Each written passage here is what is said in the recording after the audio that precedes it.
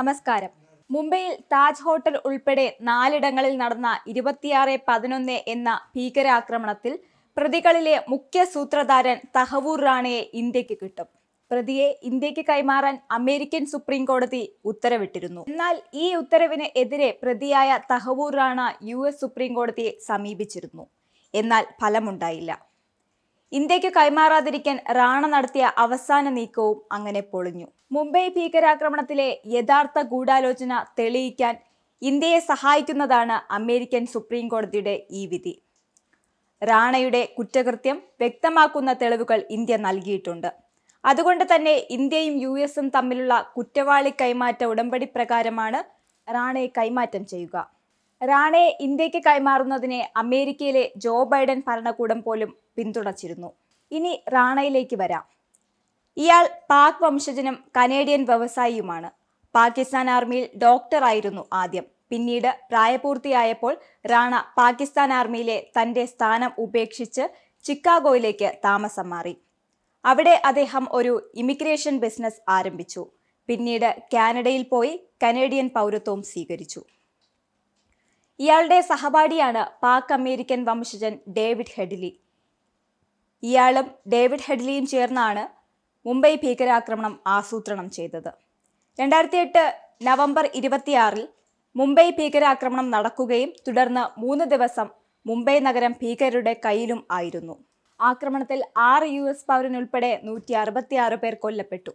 കൂടാതെ 300-ൽ പരം ആളുകൾക്ക് പരിക്കും പറ്റി. തുടർന്നുണ്ടായ അന്വേഷണത്തിൽ ആക്രമണത്തിന്റെ ബുദ്ധികേന്ദ്രം പാകിസ്ഥാൻ അമേരിക്കൻ ഭീകരൻ ഡേവിഡ് കോൾമാൻ ഹെഡ്ലിയാണെന്ന് അറിയുകയും ഉടൻ തന്നെ അയാളെ അറസ്റ്റ് ചെയ്യുകയും ചെയ്തു. മുംബൈ ഭീകരാക്രമണത്തിലെ പങ്കിന് ഹെഡ്ലിയെ 35 വർഷത്തെ തടവിനാണ് US കോടതി ശിക്ഷിച്ചത്. തുടർന്ന് ഇയാൾ കൊടുത്ത മൊഴിയുടെ അടിസ്ഥാനത്തിൽ തഹവൂർ റാണയ്ക്കും ഇതിൽ വലിയൊരു പങ്കുണ്ടെന്ന് മുംബൈ പോലീസ് മനസ്സിലാക്കി. 2009 ഇയാളെ US പോലീസ് അറസ്റ്റ് ചെയ്തിരുന്നു. ജില്ലാ കോടതി റാണയെ 14 വർഷം തടവിന് ശിക്ഷിച്ചു. തുടർന്ന് 2011 ചിക്കാഗോ കോടതിയും ഇയാളെ ശിക്ഷിച്ചു. അങ്ങനെ 2 തവണ ശിക്ഷിക്കപ്പെട്ടു. ജയിലിൽ കിടന്നും കേസിൽ നിന്ന് ഊരിപ്പോരാനുള്ള ശ്രമത്തിലായിരുന്നു ഇയാൾ. എന്നാൽ പല കോടതികളിലും സമർപ്പിച്ച ഹർജികൾ തള്ളുകയായിരുന്നു.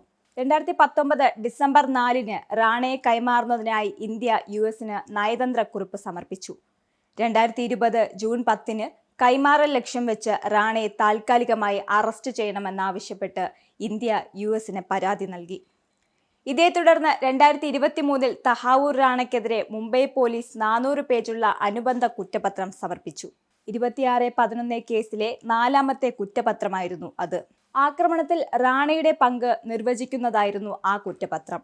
ആക്രമണത്തിന് മുമ്പ് റാണ 2008 നവംബറിൽ 2 ദിവസം മുംബൈ ഹോട്ടലിൽ താമസിച്ചിരുന്നതായി ഈ കുറ്റപത്രത്തിൽ മുംബൈ പോലീസ് പറഞ്ഞു. നിലവിൽ ലോസ് ആഞ്ചലസിലെ മെട്രോപൊളിറ്റൻ ജയിലിൽ തടവിൽ കഴിയുകയാണ് തഹവൂർ റാണ. തഹവൂർ റാണയെ വിട്ടുകിട്ടാനായി ഇന്ത്യ അന്തർദേശീയ തലത്തിൽ വർഷങ്ങളായി സമ്മർദ്ദം ചെലുത്തുന്നുണ്ടായിരുന്നു.